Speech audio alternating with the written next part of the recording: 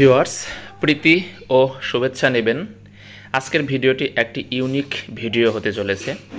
মূলত কথা বলবো 11 তারিখ নিয়ে, অর্থাৎ 11 তারিখ এগিয়ে আসছে। শিক্ষক সমাগমের ওপর নির্ভর করছে অনেক কিছু। চলছে বড় রকমের আয়োজন, আসতে পারে শাটডাউনের কর্মসূচি। অর্থাৎ এই 11 তারিখ শিক্ষক সমাগমের উপর অনেক কিছু নির্ভর করছে, কারণ সচিবরা শিক্ষকদের উপস্থিতি কীরকম হবে সেটা দেখতে চেয়েছে। এছাড়া এক কথায় এখন কিন্তু দাবি আদায়ের সবচেয়ে উত্তম সময়। রাজনৈতিক কোনো সরকার নেই, আপনারা দেখেছেন এ মুহূর্তে সবচেয়ে বেশি দাবি দেওয়া নিয়ে যেভাবে আন্দোলন করেছে, এক কথায় আন্দোলন করে যদি মিডিয়া কাভারেজ করতে পারে তাহলে সে আন্দোলন তারা সফল হয়েছে। সুতরাং এমপিভুক্ত শিক্ষকদের এইবারই সুবর্ণ সুযোগ তাদের দাবিগুলো আদায় করে নেওয়ার। ভিউয়ার্স, পুরো ভিডিওর সাথে আছে আমি। চ্যানেলটি যদি সাবস্ক্রাইব না করে থাকেন তাহলে অবশ্যই চ্যানেলটি সাবস্ক্রাইব করবেন এবং বেল বাটন অল করে দেবেন, যাতে পরবর্তীতে যে কোনো ভিডিও আপনার কাছে খুব সহজে পৌঁছে যায়। প্রত্যেকটা উপজেলা থেকে গাড়ি যাবে এবং অলরেডি আমার শিক্ষা প্রতিষ্ঠানে এটা নিয়ে কথা হইলো। আমাদের প্রতিষ্ঠান থেকেও শিক্ষক যাচ্ছে প্রতিনিধি হিসেবে। 64 জেলা থেকে ঢাকায় আসবেন। আপনারা বুঝতে পারছেন 64 জেলার প্রত্যেকটা উপজেলা থেকে গাড়ি কিন্তু আসবে। এই আগামী 13 আগস্ট রাজধানী বড় ধরনের গণসমাগমের ডাক দিয়েছে বেসরকারি শিক্ষকরা। জাতীয়করণের দাবিতে আবারও রাজপথে নামছে তারা। এবারের গণসমাবেশে বড় জামায়াতের ঘোষণা দেওয়া হয়েছে। এমপিভুক্ত জাতীয়করণ প্রত্যাশী জোটের পক্ষ থেকে জানানো হয়েছে 13 আগস্ট গণসমাবেশ সফল করতে দেশের 64 জেলা থেকেই বাস আসবে ঢাকায়। অর্থাৎ 64 জেলা থেকে শুধু বাস আসলে হবে না, আমাদের দাবি আদায়ের মানসিকতা নিয়ে সকলকে যতটুকু সম্ভব হয়, যারা পারে শারীরিকভাবে একটু ফিট, টিচার সবাই তো আর ফিট নয়, এই জায়গা থেকে সবাইকে নিজ দায়িত্বে আসতে হবে। এরপরে দেখুন, প্রত্যেক জেলা থেকে অন্তত একটি বাস কনফার্ম করতে হবে। এমনকি কোনো উপজেলা থেকে 8 থেকে 10টি বাসের প্রস্তুতি নেওয়া হয়েছে বলে দাবি করা হয়েছে। অর্থাৎ ঢাকার কাছে যারা বসবাস করে তাদের ক্ষেত্রে এটা আর কি প্রযোজ্য হবে। 8 থেকে 10টি করে বাস যেতে পারে, দূর থেকে হয়তো বা সম্ভব হবে না। তো এবারে সমাগম সর্ব রেকর্ড ছাড়িয়ে যাবে এরকমটা জানানো হয়েছে। দাবি আদায়ের সমাবেশে সফল করতে প্রতিটি বিভাগে 8 জন করে সমন্বয়কের দায়িত্ব দেওয়া হয়েছে। সমাবেশে আসা শিক্ষকদের নিরাপত্তা এবং শৃঙ্খলা বজায় রাখতে 300 স্বেচ্ছাসেবীর দায়িত্ব পালন করবে বলে জানা গেছে। সুতরাং যেনারা ঢাকা যাবেন, অনেকে হয়তো ভয় করছেন, ভয়ের কোনো কারণ নেই।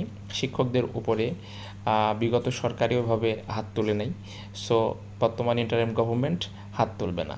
এই শিক্ষকদের অবশ্যই ইন্টারিম গভর্নমেন্ট, আপনারা জানেন যে উৎসব ভাতা বৃদ্ধি করেছে, আরও কিছু বৃদ্ধি করার সম্ভাবনা রয়েছে এবং কথা দিয়েছে এবং সেই কথাটা রক্ষা তারা করবে বলে আমরা বিশ্বাস করি। তো যাই হোক, দেখতে পাচ্ছেন যে এরকম একটি সমাবেশ 2018 সালে হয়েছিল। তখন 20% বৈশাখী ভাতা এবং 5% বার্ষিক প্রবৃদ্ধি অর্জন করা হয়েছিল।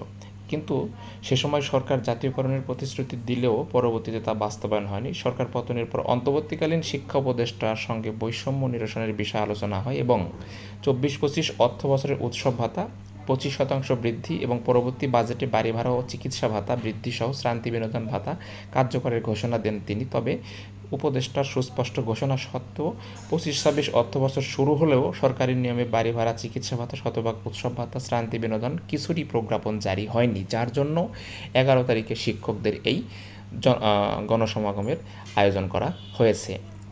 তো আপনারা দেখতে পাচ্ছেন যে ইন্টারিম গভর্নমেন্টের সময় যেভাবে আন্দোলন করেছে, অনেকেই দাবি প্রতিশ্রুতি পেয়েছে এবং দাবি আদায় করে নিয়েছে। সুতরাং এই অবস্থায় আমাদের 13 আগস্ট ঘরে বসে থাকলে হবে না। 13 আগস্ট সরকারের পক্ষ থেকে দাবি আদায় সুস্পষ্ট ঘোষণা না দিলে পরবর্তীতে আরও কঠোর কর্মসূচি দেওয়া হবে এবং আরও কঠোর কর্মসূচিটা আর কী হতে পারে সেটা আপনারা বুঝতেই পাচ্ছেন। সেটা হবে শাটডাউন, অর্থাৎ কমপ্লিট শাটডাউন। শিক্ষা প্রতিষ্ঠান একেবারে সম্পূর্ণ বন্ধ করে দিয়ে সরকার যদি দাবি মেনে না নেয় তাহলে চুপচাপ লাগাতার কর্মসূচি পালন করা হবে, এরকমই জানানো হয়েছে। এখানে সদস্য সচিব দেলোয়ার হোসেন সাইদি স্যার তিনি সেটাই জানিয়েছেন। তো ভিউয়ার্স, মূল কথা হচ্ছে শিক্ষকদের দাবি আদায়ের একটি মৌসুম যাচ্ছে। রাজনৈতিক কোনো সরকার নেই, নিজ নিজ দায়িত্বে আমাদের দাবি আদায় করার জন্য 13 তারিখের সমাবেশ প্রত্যেকটা প্ল্যাটফর্ম থেকে ভেদাভেদ ভুলে অংশগ্রহণ করা উচিত। আমরা জানি শিক্ষকদের মধ্যে অনেক গ্রুপ আছে, সবাই ক্রেডিট নেওয়ার জন্য ব্যস্ত হয়ে থাকে। তো ক্রেডিট এর কথা চিন্তা না করে দাবি আদায়ের কথা চিন্তা করে সবারই উচিত হবে এক প্ল্যাটফর্মে জড়ো হওয়া এবং 13 তারিখে একটি বড় ধরনের শিক্ষক সমাবেশ অনুষ্ঠিত করা, যে সমাবেশ দেখে অবশ্যই সরকারের টনক নড়বে আমি বলে বিশ্বাস করি। এবং আমি অবশ্যই বলবো, যেনারা স্বেচ্ছায় যেতে ইচ্ছুক, ঢাকার আশেপাশে অবস্থান করছেন, ইভেন অবশ্যই সেই একবার হলেও সমাবেশে যাবেন এবং লোক সমাবেশ বা লোকের সংখ্যা বৃদ্ধি করার জন্যই মূলত এখানে এই সমাবেশের আয়োজন করা হয়েছে। কারণ সচিবালয় থেকে একটি তথ্য জানা গেছে, তারা বলেছে বারবার যে আসলে শিক্ষকরা যে এই দাবিগুলো চাচ্ছে, এটা তারা এখানে ঢাকাতে এসে তাদের দাবি দেওয়াগুলো উপস্থাপন করুক এবং সেটা মিডিয়া কাভারেজ হবে, অনেক বড় করে মিডিয়া কাভারেজ হবে। আপনারা অবশ্যই স্কুল, কলেজ, মাদ্রাসা, কারিগরি শিক্ষা প্রতিষ্ঠান প্রত্যেকটা এমপিওভুক্ত শিক্ষকরা যারা পারবেন অবশ্যই সমাবেশ আসার জন্য চেষ্টা করবেন। এবং এই আন্দোলনের ওপর অনেক কিছু নির্ভর করছে। এমপিওভুক্ত শিক্ষকদের বাড়ি ভাড়া, উৎসব ভাতা, চিকিৎসা ভাতা, শান্তি বিনোদন সব কিছু নির্ভর করছে। এক কথায় এমপিভুক্ত শিক্ষকদের আগামী 10 বছর কীরকমভাবে কাটবে, তাদের ভাগ্যে কী অপেক্ষা করছে, মূলত এই 13 তারিখেই একটা ফলাফল আসবে বলে আশা করি। ধন্যবাদ।